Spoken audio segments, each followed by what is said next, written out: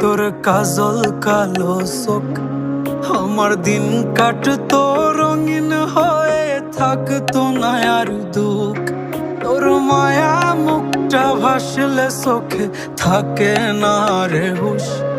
আমি বলবো কি হয় নিজেই হারাই, তোর মায়াতেই বুঝ।